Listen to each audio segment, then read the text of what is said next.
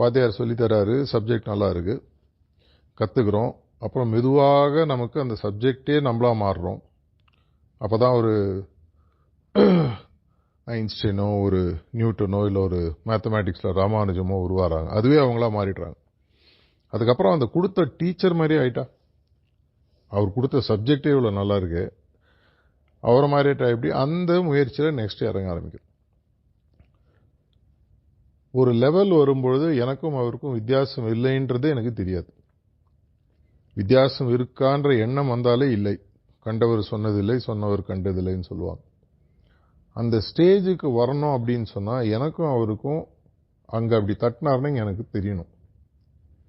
அவருடைய எண்ணம் என்ன? சில நேரங்களில் அது எக்ஸ்டர்னலாக நடக்கும். அவர் ஒரு மெசேஜ் அனுப்பார்.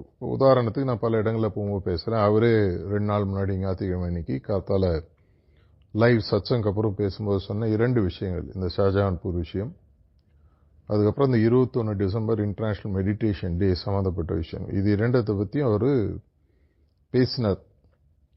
எதனால் அவர் பேசணும்? ஒரு முறை மணப்பாக்கத்தில் ஒரு சத்சங்கம் நடந்தது.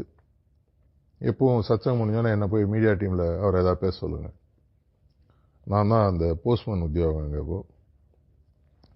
முதல்ல போய் கேட்டேன், எதாவது பேசுகிறீங்களா? இல்லை வேண்டாம்.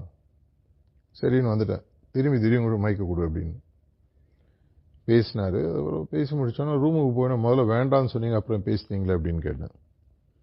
சொன்னார், இல்லை நான் என்ன பேசணுமோன்னு நினைச்சேனோ அதை நான் டிரான்ஸ்மிட் பண்ணேன், ஆனால் அது போய் சேர்ந்ததா இல்லையான்னு எனக்கு தெரியலை. So I had to talk to confirm that they had actually received அப்படின்னாரு.